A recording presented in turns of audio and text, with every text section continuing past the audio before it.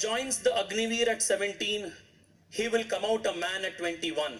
This is what will be the change of Agniveer. देखिए ऐसा है कि जहां तक वायलेंस की बात है या प्रोटेस्ट की बात है, कह रहे हैं कुछ कंस्पिरेसी है, जहां पर भी आप ये वायलेंट प्रोटेस्ट देख रहे हैं वहां सरकार कौन सी पार्टी की है, लॉ एंड ऑर्डर कौन मेंटेन करता है?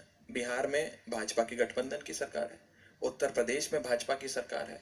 लॉ एंड ऑर्डर पे काबू करना तो इनका काम है जी, हमारा तो नहीं है, तो करें लॉ एंड ऑर्डर पे काबू। नंबर 1। नंबर 2, इन्होंने कहा कि एक युवा माँ भारती की सेवा करना चाहता है। मैं तो आपकी बात का समर्थन कर रहा हूँ तेजस्वी जी, युवा माँ भारती की सेवा करना चाहता है, लेकिन युवा माँ भारती की सेवा केवल 4 साल नहीं आजीवन करना चाहता है। उसे आजीवन सेवा का मौका दीजिए, उसे 4 साल बाद सेना से बर्खास्त मत करें। नंबर 1। नंबर 2, आपने कहा कि वो 4 साल में परिपक्व हो जाएगा, उसके बाद वो सोसाइटी में वापस जाएगा। आपने उसे बेहद अच्छी ट्रेनिंग दी। आप मुझे बताएं कि वो 4 साल जब वो सैनिक बॉर्डर पे देश की प्रभुता और अखंडता की रक्षा कर रहा है, उसके दिमाग में क्या ये बात नहीं चल रही होगी कि 4 साल बाद मुझे फिर रोजगार के बाजार में उतरना पड़ेगा, मुझे फिर अनएम्प्लॉयड होकर बेरोजगार होकर घूमना पड़ेगा? आज देश की अनएम्प्लॉयमेंट दर कहां पर है आप जानते हैं। आज शॉर्ट सर्विस कमीशन जो समाप्त करना चाहिए। मैंने आपको नहीं रोका, आप इसके बाद बोलिएगा। मेरा सिर्फ इतना अनुरोध है कि सरकार कोई भी नीति लाए, जो उसके बेनिफिशियरीज हैं उनसे बात करें, डिफेंस एक्सपर्ट से बात करें। आपने किसानों से बात नहीं करी, आप किसान कानून ले आए, आपने युवाओं से बात नहीं करी, आप ये प्लान ले आए। है कि क्या कानून अब संसद में बनेंगे या सड़क पे बनेंगे? वो विपक्ष अभी भूमिका निभा रहा है। मैं फिर आपसे बात कर रहा हूँ, आपने दो बातों की, आप क्या चाहते हैं? क्या कानून सड़क पर तैयार हो? सड़क से लेकर संसद तक कानून लाने से पहले चर्चाएं होनी चाहिए। ऐसा नहीं है कि संसद में जो 543 और 250 लोग बैठे हैं एक सदन में और दूसरे सदन में सारा ज्ञान उन्हीं के पास है। देश के युवा से बात करें, डिफेंस एक्सपर्ट से बात करें, आप किसानों के लिए नीति लाएंगे तो किसानों से बात करें। नंबर 1। नंबर 2, मैं आपको ये बात बड़ी क्लियरली कहना चाहता हूं। आज मैंने जो बात कही, बड़ी बात कही, आज इस देश में अग्निवीर नाम की योजना सिर्फ एक चीज के लिए लाई जा रही है। और मैं आंकड़ों का आदमी हूं, चार्टर्ड अकाउंटेंट हूं, समझता हूं इस बात को, सरकार के दर्द को समझता हूं कि डिफेंस पेंशन बिल जो है सरकार का, वो 25% हिस्सा है ओवरऑल डिफेंस एक्सपेंडिचर का। उनको लगता है कि कई लाख करोड़, जहां तक मेरी जानकारी है 1,10,000 करोड़ से ज्यादा पेंशन में खर्च होता है। लेकिन आप इसे खर्चे के तौर पर मत देखिए, ये उन लोगों की सेवा है जिन्होंने 60-70 साल अपने जीवन के देश की रक्षा को दे दिए। आज केवल अपनी बैलेंस शीट के सौंदर्यकरण में फंसकर आप युवाओं को 4 साल की क्रैश कोर्स दे रहे हैं। ये कोई इंटर्नशिप, कोई फेलोशिप के लिए थोड़ी कोई ज्वाइन कर रहा है आर्मी, अपनी देश की सेवा करने के लिए ज्वाइन कर रहा है। उसे 4 साल का नहीं, आप उसे आजीवन सेवा का मौका दीजिए मां भारती का। और आखिरी चीज, अगर नेताओं को पेंशन मिलेगी एक दिन भी सदन में बैठने के लिए, तो फिर हमारे सैनिकों को जो 4 साल देश की सेवा करते हैं उन्हें भी पेंशन मिलनी चाहिए, उन्हें भी मेडिकल बेनिफिट मिलना चाहिए, उन्हें भी फ्री एयर ट्रैवल मिलना चाहिए, उन्हें भी फ्री ट्रेन ट्रैवल मिलना चाहिए जो सारे एमपीज को मिलता है। आपसे मैं जवाब लूंगा, लेकिन आपने मुझे याद दिला दिया नेताओं की पेंशन का और सैलरी को लेकर के। जब दिल्ली सरकार विधायकों की सैलरी बढ़ाती है तब ये चीजें क्यों नहीं याद आती? अरे आप उसको और इससे कैसे जोड़ सकते हैं? विधायक की सैलरी तो 636 बार बढ़ाई गई, आज भी नहीं बढ़ी खैर दिल्ली की, वो तो भारतीय जनता पार्टी के गृह मंत्रालय ने रोक ली सैलरी का बिल। लेकिन गुजरात के मुख्यमंत्री जब थे प्रधानमंत्री जी, उन्होंने कई बार सैलरी बढ़ाई, शिवराज सिंह चौहान ने सैलरी बढ़ाई, सारे लोग बढ़े। वसुंधरा राजे जी जब थी राजस्थान की मुख्यमंत्री, उन्होंने सैलरी बढ़ाई। विधायक, मैं तो कह रहा हूं विधायकों की पेंशन बंद करो, अगर अग्निवीरों की पेंशन आप लोग बंद कर सकते हैं। कौन ज्यादा सेवा करता है मां भारती की? देश का नेता ज्यादा सेवा करता है या देश का सैनिक ज्यादा सेवा करता है मां भारती की? इसमें बहस होनी चाहिए। इस मुद्दे पे ये लास्ट में आपसे जवाब ले रहा हूं, उसके बाद हम टॉपिक चेंज करेंगे, दूसरे मुद्दे पे आएंगे। आप इस पे जवाब दे दीजिए पहले। सर, this thinking of जो वो इंटर्नशिप नहीं है, फेलोशिप नहीं है, 4 साल के बाद इसको नौकरी से हटा रहा है, ये जो आर्ग्यूमेंट है, on the face of it, this looks right. But if you actually think about it, the army even now has opportunities like the short service commission. There are many officers who join the army and serve the army for 8 years, 10 years, and they retire and go. So if this argument is to be bought, all these opportunities of short service commissions, of opportunities of 5 years, 6 years must all be stopped. Where are we taking this country to? And this argument that if a person is joining the armed forces, he must, this is being done to rationalize the pension bill. I want to ask the educated audience, I want to ask the young people of this country today. If the government of India has 100 rupees to spend on its defense modernization and a part of its defense budget, imagine if 60 rupees is being spent on pensions, and 40 rupees is all that the government has to modernize the forces. And all of us are aware that India always faces the challenge of a two-pronged challenge. One at Pakistan and a hostile neighborhood with China and the whole neighborhood. Should our army not be investing in defense modernization? Should we not be rationalizing our budget to equip ourselves better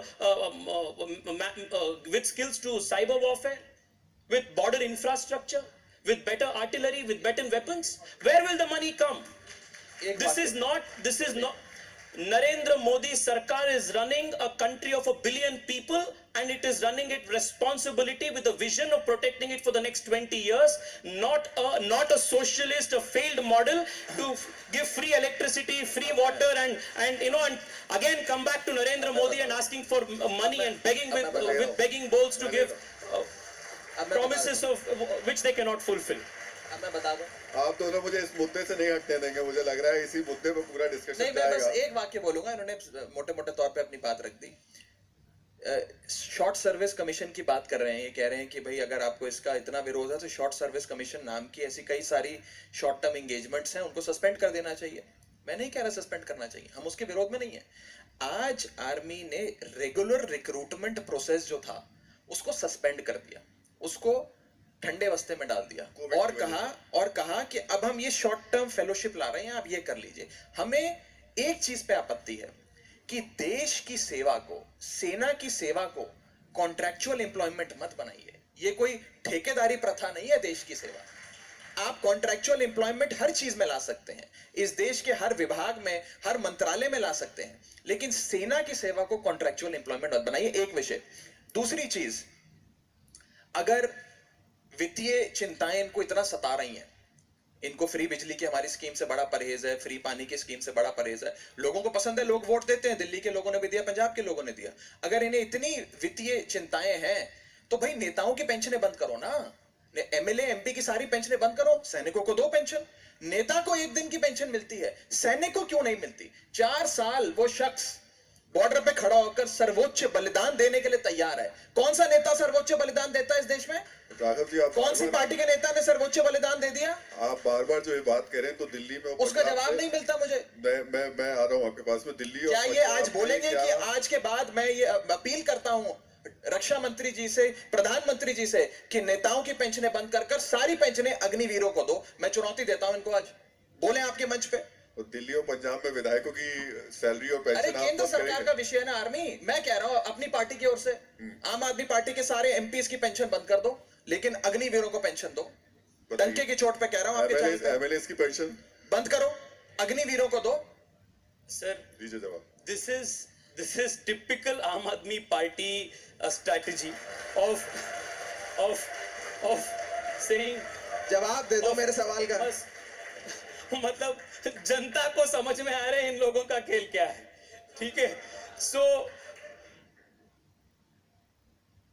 MPs का, MLAs का pension allowance आप बंद करना चाहते हो तो बंद कर दो, but does that solve the problem of the country's defense budget, 60% of which is going into pensions? Will that solve that problem? 25%. Will that solve that problem? Not 60%. Will that help the country's? 1/4. Will that help the country's army? Will it help the country's defense forces get more modernized? ये popular scheme से हम देश कैसे चला सकते हैं? एक municipality चला सकते हैं 5 साल तक, 10 साल तक, पर देश को नहीं चला सकते हम। And I can also tell you this, sir. Sir, 25% of those people who will be part of the Agniveer scheme will get permanent employment. And those people who pass out after 4 years, let me assure you Spending 4 years with the army is better than spending 8 years in the JNU. These 4 people, these young people who come out will be absorbed in paramilitary forces. They will be absorbed in local police forces. They will bring in more professionalism. They will start new startups. मैं आपसे request करता हूँ sir, मैं आपसे request करता हूँ राघव जी, आप तो जानते ही हैं। राहुल जी मैं 10 सेकंड लूंगा। नहीं 1 मिनट, इन्होंने बोला मैं 10 सेकंड। मुझे एक सवाल राहुल जी मैं ज्यादा बड़ी बात नहीं कह रहा, 10 सेकंड में आ जाऊंगा। देखिए एक बार इसराइल देख के जाइए सर, आप एक बार इसराइल देख के आइए। इसराइल में जो भी स्टार्टअप रेवोल्यूशन आज हो रहा है, it is because of the 2-year conscription, 2-year military exposure the young people of Israel get. Don't we want to build a disciplined force ever? Rahul ji मैं 10 सेकंड मांग रहा हूँ, 10 सेकंड।